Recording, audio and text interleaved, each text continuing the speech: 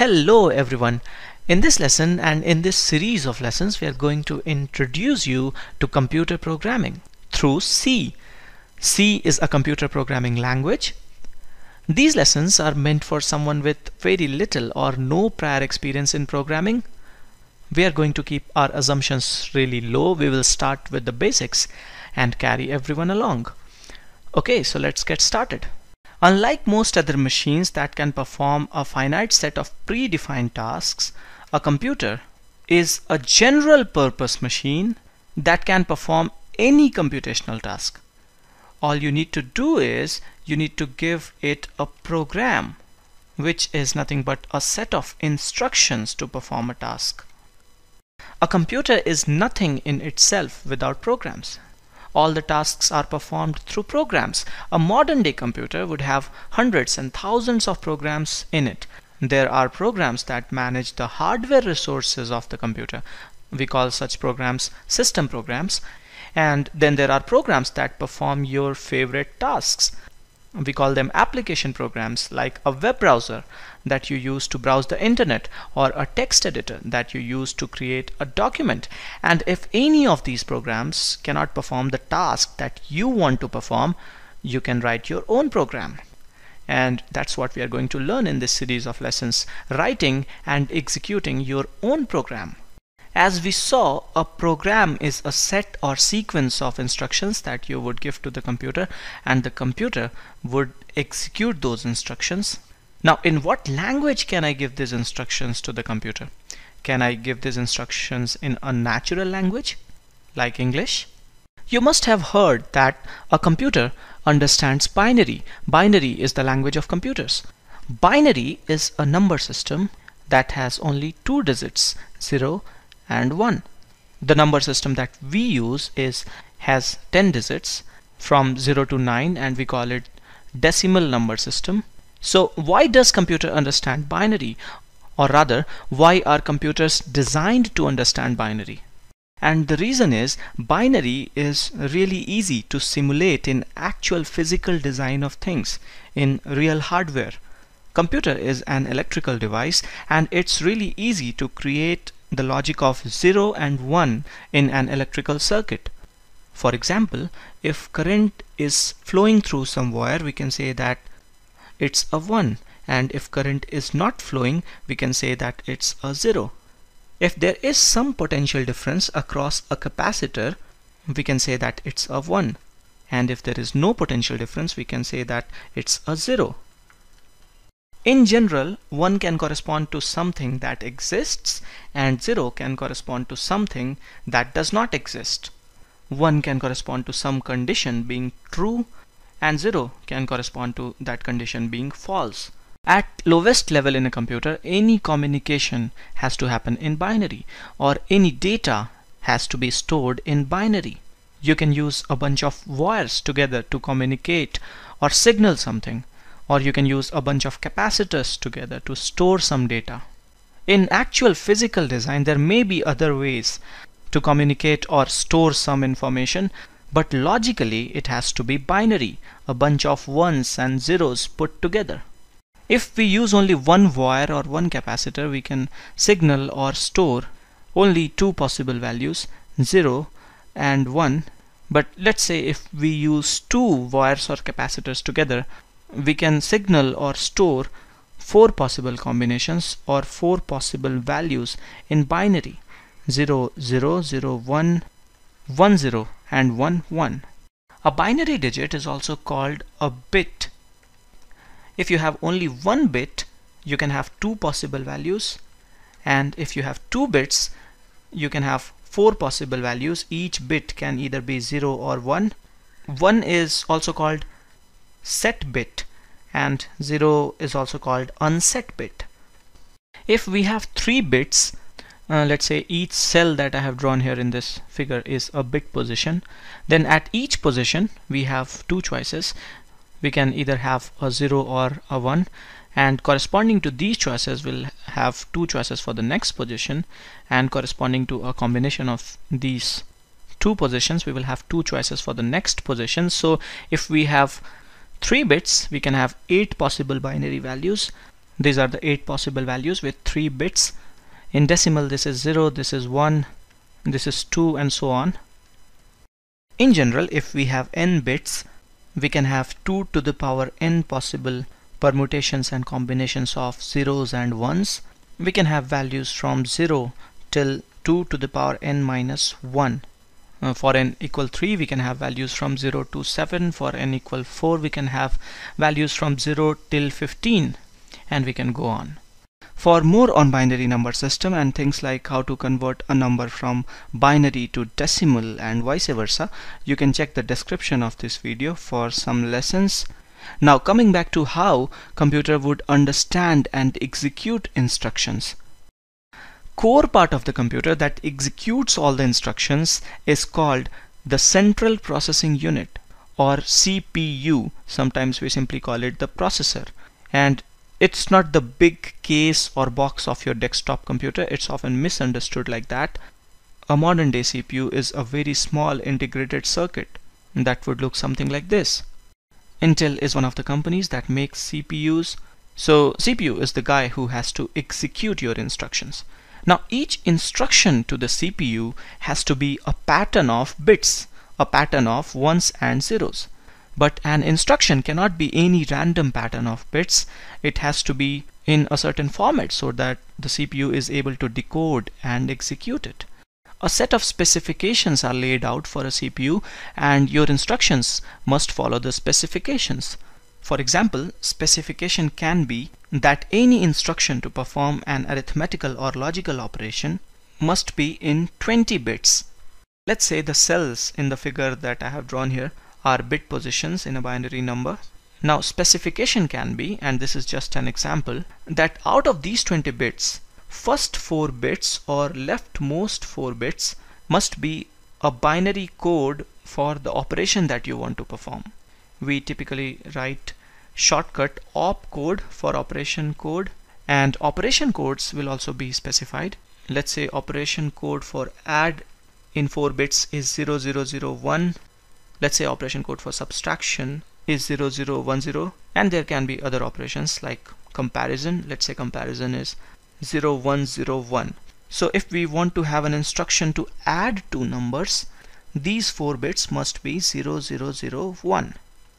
And let's say rest of the specification is that the next 8 bits must be the first operand.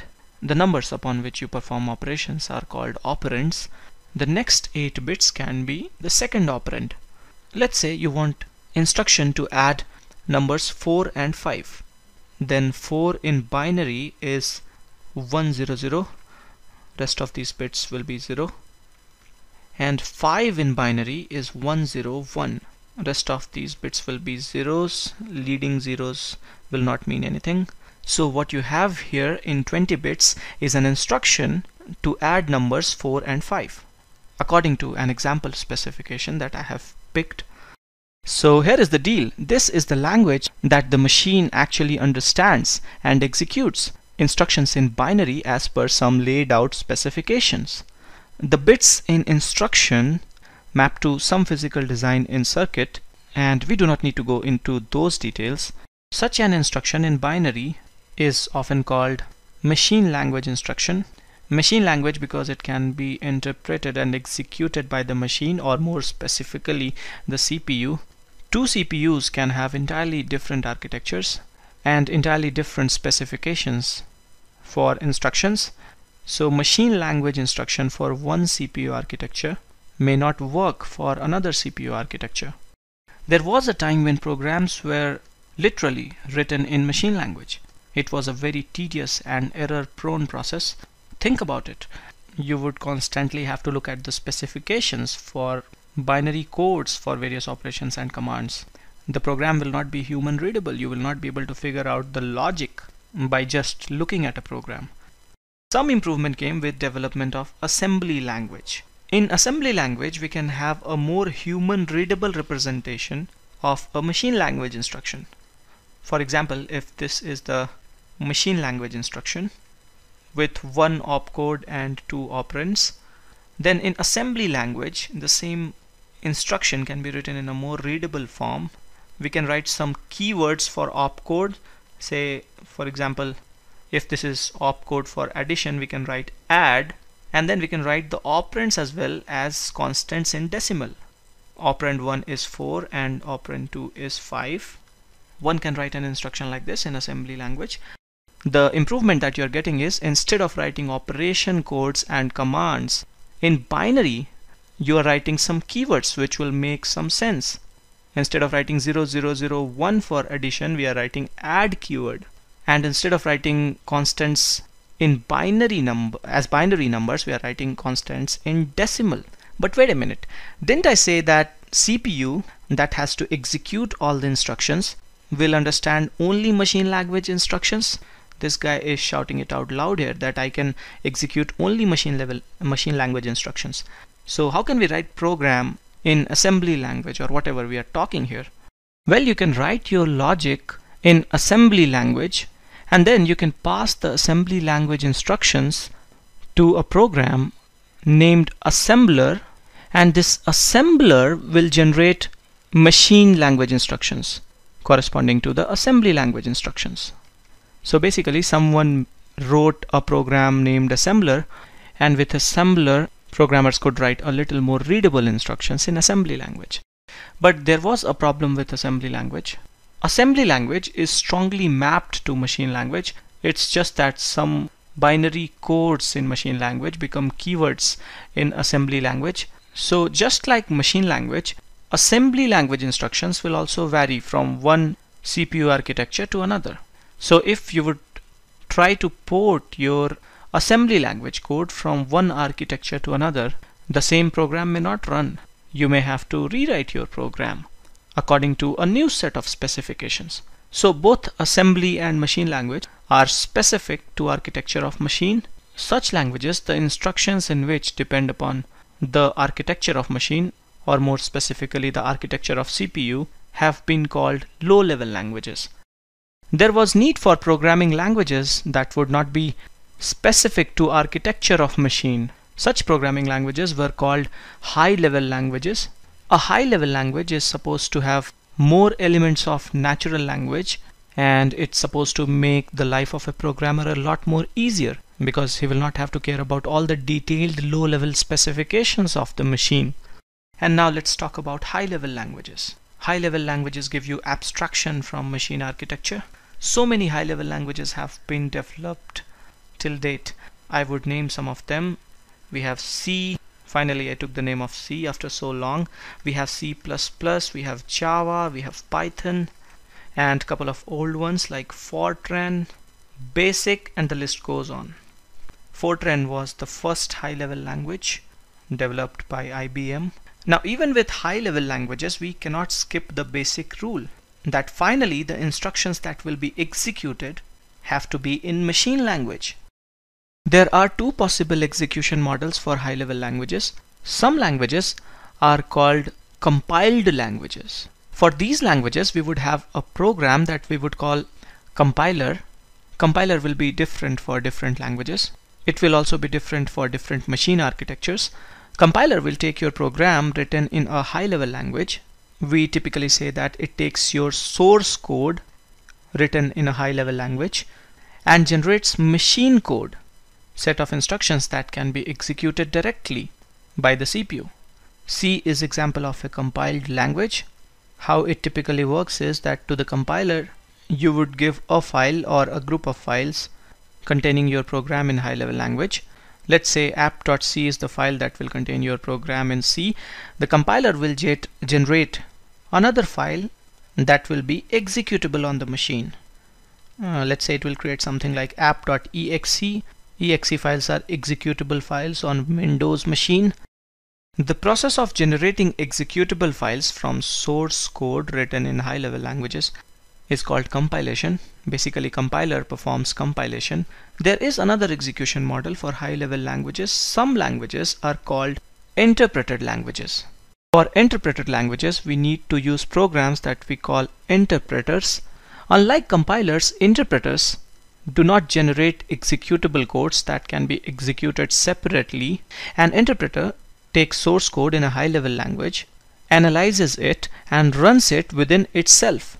No executable file is created. Program is executed within the interpreter. We will not go into the details of how it really happens.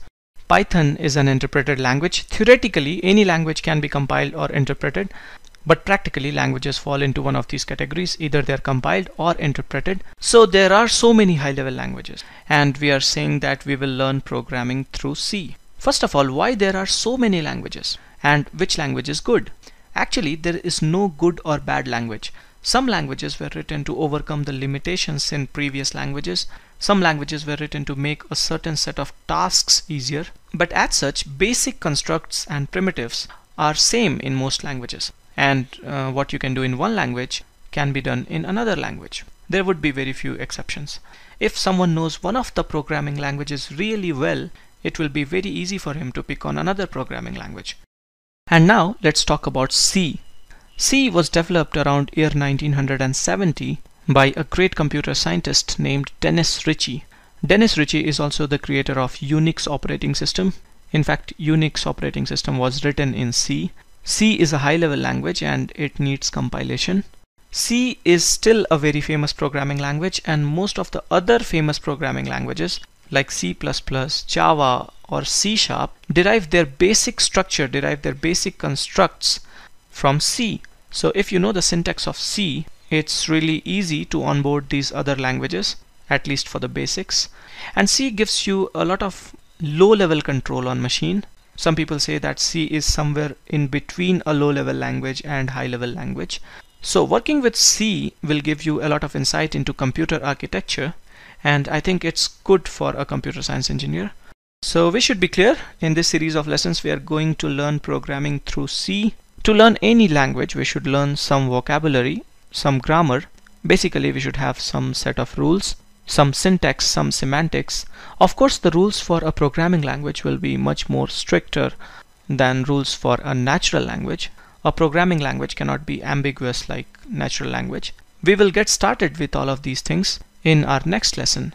We will also write our first C program in next lesson. This is it for this lesson. Thanks for watching.